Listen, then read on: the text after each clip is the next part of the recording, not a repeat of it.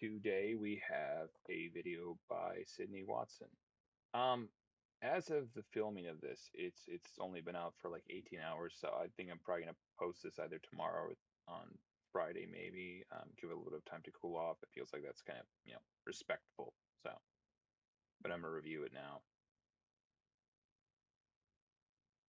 Of America, please get me out of this place. I'm tired. I'm losing my. I've heard this remarked on before, but the whole notion of this like spontaneous breakdown is kind of um, it's a little bit improbable slash implausible because you have to set up the camera, you have to start recording, and then you have to post it. It's like writing a really angry letter and then pretending that you didn't mean it. It's like, no, no, there was no spontaneity involved. There was a lot of intentional action involved in this thing. There was a lot of stuff going along the way here. So it feels like the whole notion of like, yeah, I don't know. It just feels like the animatedness of these people might be something that is uh, taken to an extreme, an artificial extreme for views or clicks or something. Tired. I'm tired. I'm tired. I don't want to be a politician. I hate them. I don't want to hear another white person say the word illegal for the rest of my goddamn life. We are living on. She said GD. Curses upon no. No, stolen land. Oh. On stolen land. All you know how to do. I'm gonna skip this because that stupid might be catching. Here we go. Hi, my name is Sydney. Welcome back to hell. And as per usual, before we launch in, today's video is sponsored by Fume. Also, children, I am going on tour in October doing 9 cities around the United States. Just want to point out, she looks much paler in real life than on the poster. It's like some sort of racial crime there, I think.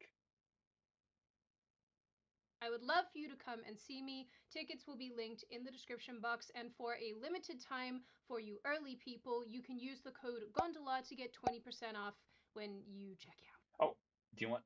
I learned a new word the other day. Gazpacho.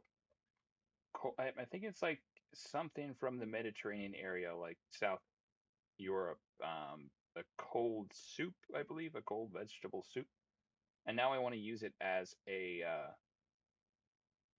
insult because no one will know what it means. See you there. It's gonna be cool. So I have wanted to make this video for quite a while now, but like similar ones that I've done recently. Or maybe I'm just the last person to learn what it means. What has stopped me is the fact that there are 9 billion examples that I could choose from to illustrate my point, and that gets a little overwhelming. But in the wake of the insane meltdowns around Sydney Sweeney and Billie Eilish and all of the commentary Here's something like there's things that people I think either miss or purposely misrepresent. There was that video of that guy who gets the window punched in. Well, it isn't punched in, but the window broken by a sheriff, and the guy like slaps his face or something. There's one word in there that really stuck out at me because you see later on the footage of the cops actually having their dash cam type stuff or their personal camera footage. After the window's broken, presumably after he had slammed the door and told the guy to call his supervisor, he just drops a sir there in the middle of all this chaos. He's like, "What is your reason, sir? What is your reason?" I'm pretty sure that's the only time he uses the word sir, and I think it's for his own recording. It's the only time in the conversation I think he uses the word sir, and he drops it after he's like kind of a little bit rude to the cop or whatever, slams the door, refuses to open it. The guy calls for backup, and then after they break the window of the car, he drops a sir in the midst of that. Please, good sir, what does thou require? It's like it out of place. Oh, so I was digressing though. In the case of Billie Eilish, the one word they miss, or perhaps purposely misrepresent, she was saying it's fun to be around people who look exactly like me, and I'm pretty sure she was dropping some pale as all get out in there as well for context. I think she was maybe, taking the piss or whatever. So there's some times where like just a little bit of a word can throw shade or alter the meaning of certain situations. Anyways, around eugenics and Nazism and white supremacy and the general screaming that we've seen on TikTok, I thought it was time to take a run at this topic. See that guy standing while everyone else is kneeling? That's Jonathan Isaac. you know what? I don't like afros, but this hairstyle is all right. Well, put it this way, I do not like perms or afros on women. Guys might be able to pull it off. As general, I just think they look bad on women. You guys are complaining about that Sydney Sweeney jeans ad, so I went and saw it. That's Nazi propaganda. Wow. Nose rings.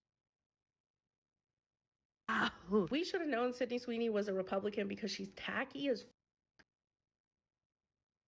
Forget the fact that they're tactical errors. I'm just saying, putting rings in your face/ear/whatever that people can grab onto is a bad idea. They just, I don't know, there's something about the whole notion. Just. This is what we mean when we say white people and they biases just be jumping out. Because what type of racist shit is that? I don't want to hear now about, well, black people said it wouldn't have been a problem. Anti-blackness has been a global issue since forever. Because at this stage, I think that all of us have a little bit of woke fatigue. As with a bunch of other social movements recently too, I think that a huge portion of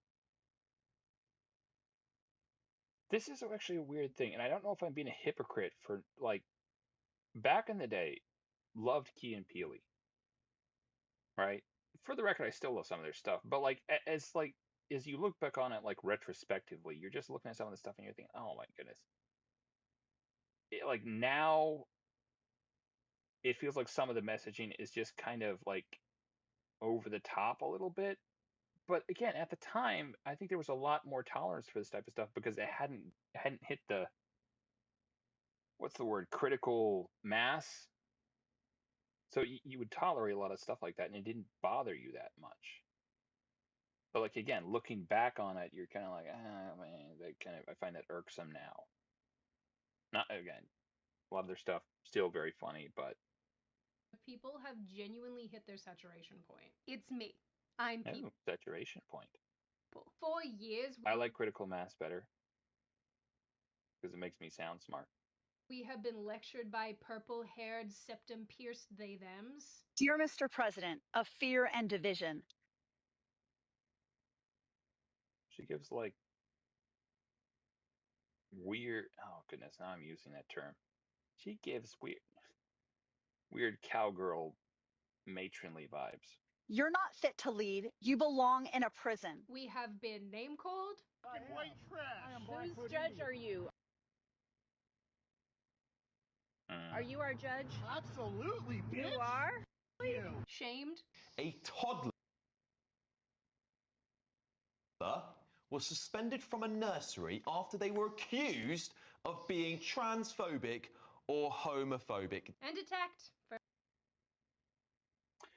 What does a toddler mean in England? Because over here, a toddler just means like, I think it would mean someone who almost can't walk yet or something. I should look that up sometime. Maybe there is like a legitimate. Okay. No, I need to look this up now. Definition of toddler.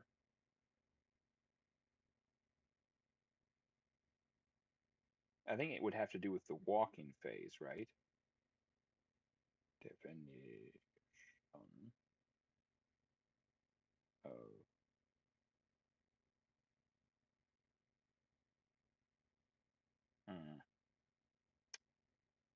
No, I don't. A young child who's just beginning to walk. I wouldn't have thought that a toddler would know how to talk, but maybe this has a different definition. Having a difference of opinion. Why are you voting for him? Because I believe he is the moral candidate. Oh my God. you for that one. Some people have been fired and shunned and socially ostracized or Old attacked women on the shouldn't internet cuss. because they rejected some It's part unsettling. of this weird mass delusion that's been going on. They didn't use the right pronoun or they culturally appropriated something.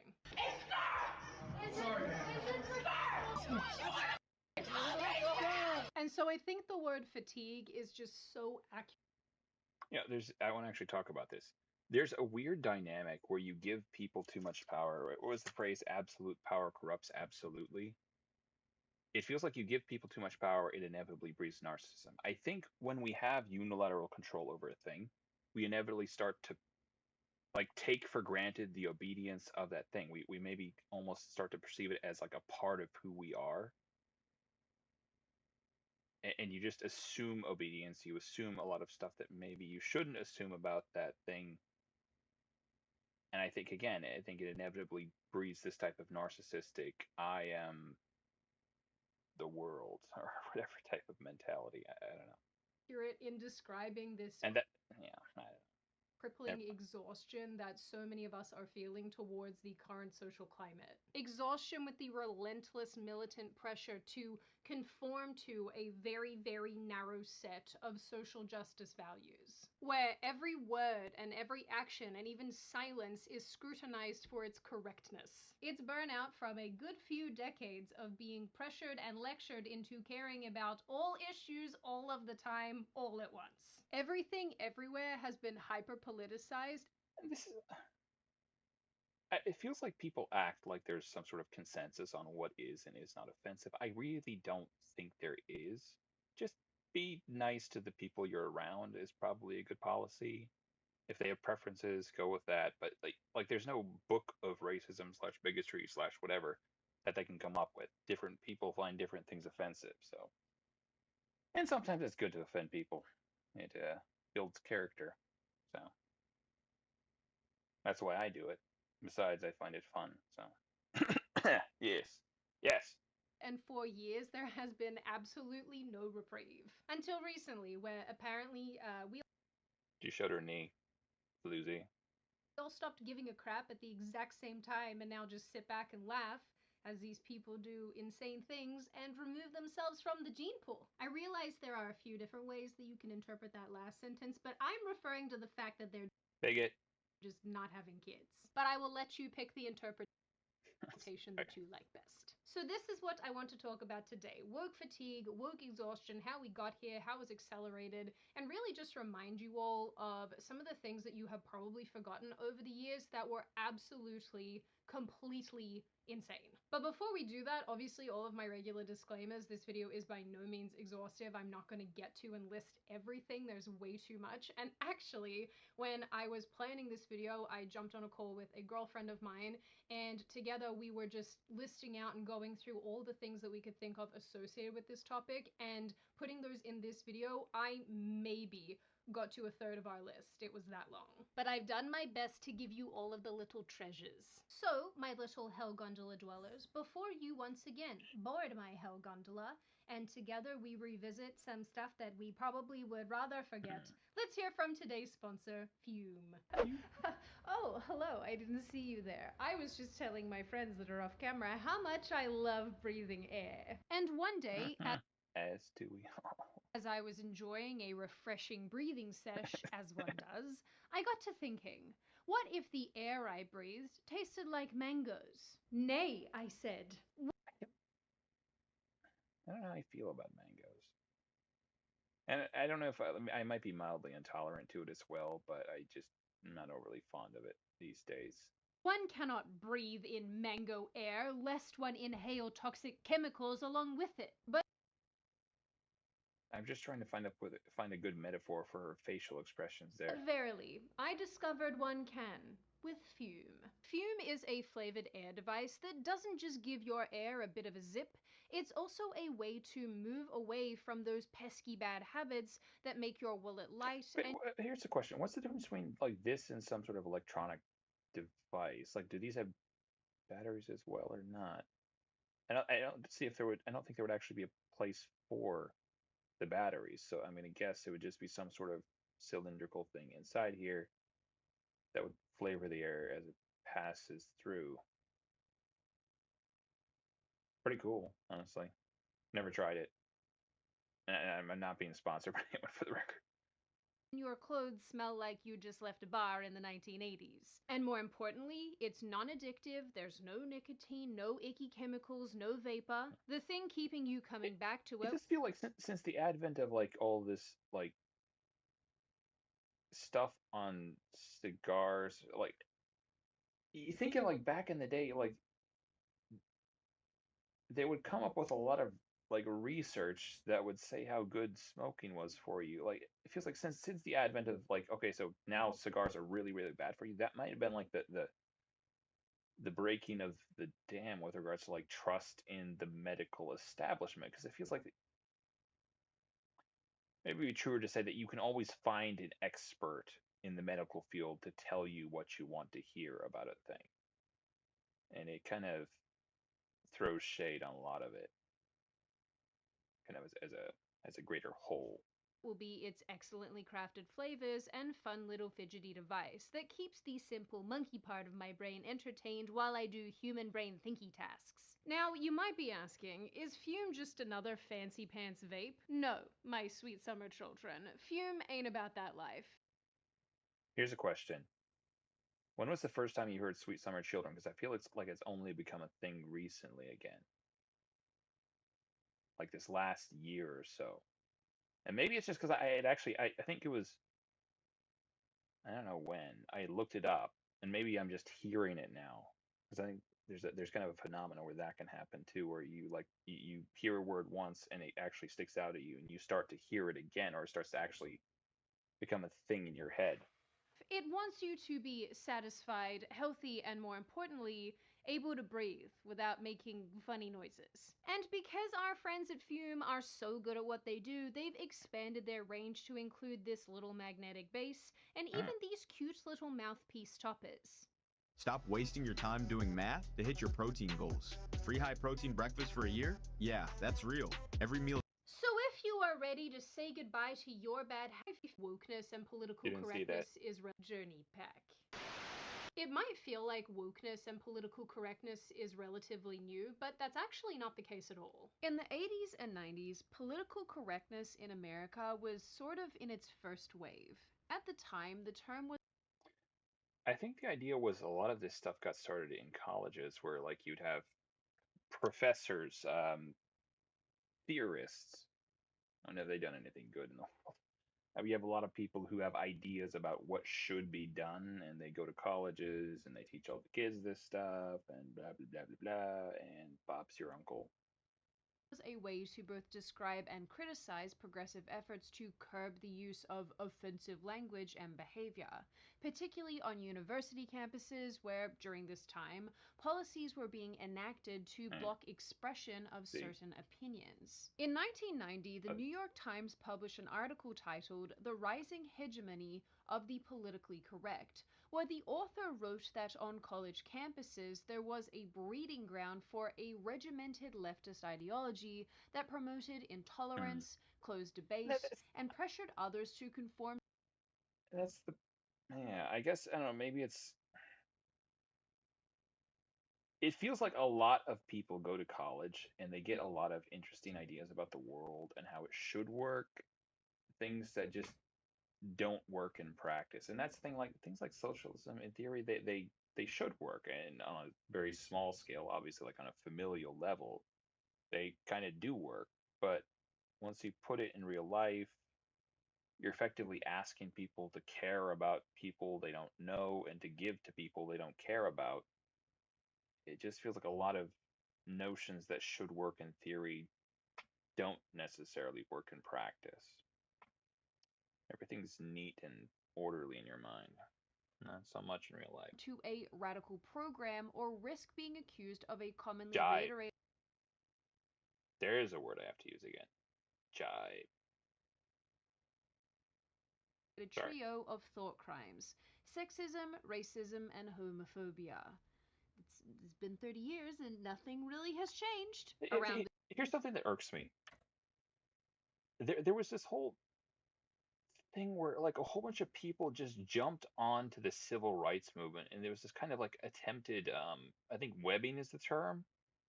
So you had things like people advocating for religious freedom, right? You had people advocating for racial equality, and then you had, I think maybe the first kind of add-on to that would have been the feminist movement. Yeah, yeah, we're jumping onto the civil rights movement with the racism. Racism is just like sexism. It's all in the same boat. And then you had the sexual people get into that, right? Oh, it's all about equality for sexuality. Sexuality is just like feminism and racism and religious freedom. We all need to be free, right? Ditto fat people. Ditto neurodivergence. Ditto otherly abled, unhoused people. Gingers, they on there? And it feels like it's just not the same. It's worth drawing similarities, I think, in some scenarios, but like it's also worth drawing distinctions. And there, again, with regards to the civil rights movement, there was this whole like just people jumping on the bandwagon. Homophobia. It's been 30 years and nothing really has Or changed.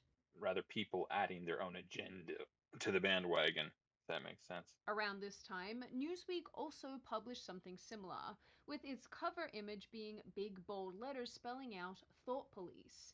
In the same Wait a second, I want to read that. Come on. has changed. Around this time, Newsweek also published something similar, with its cover image.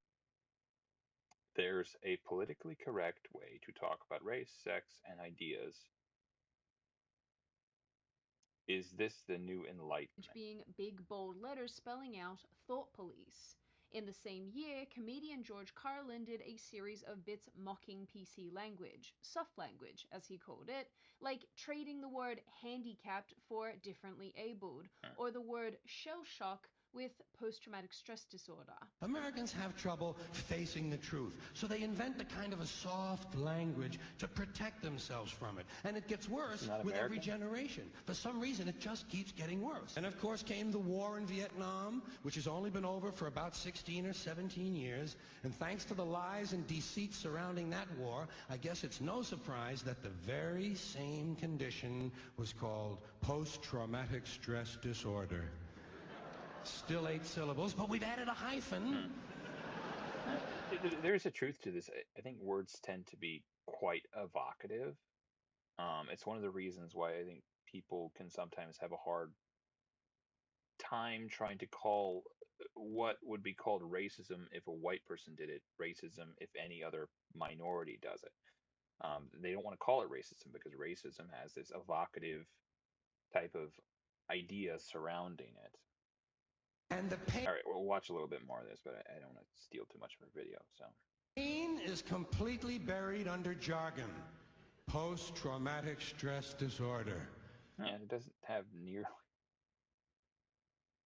It's too complex to be like pithy or evocative. I think it's too convoluted, maybe. I'll bet you if we'd have still been calling it shell shock, some of those PTSD might work. A lot of people, there's kind of a brain image that goes with that, maybe.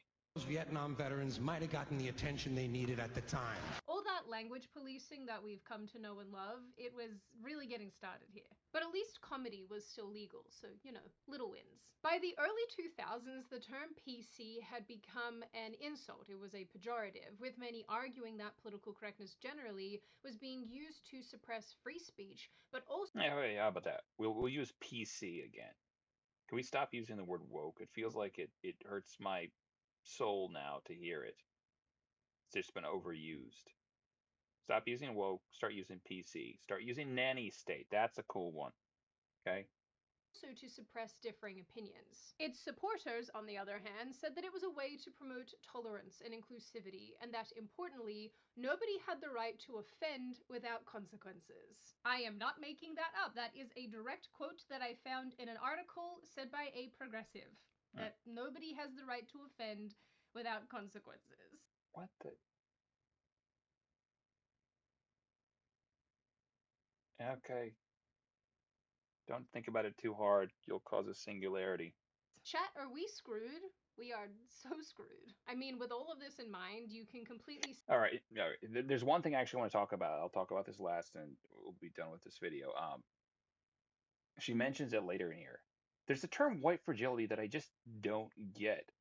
Well, put it this way. There's a term that I think is particularly rich coming from people who use the term microaggression. So you're saying white fragility, but the term microaggression is one you use as well. To me, those things do not seem like they should exist together. It just feels a little bit rich. Yeah, you're saying white people are fragile, but you use the term microaggression. You're worried about microaggressions. That's a thing that's super important to you. Come on. Anyways, yeah, go check this out. Woke Fatigue by Signia Watson. Again, I'll probably wait a couple of days to put this one out. All right. Thanks for watching. If you like the video, please press the like button, subscribe, and leave a comment if you want to. And have a happy weekend.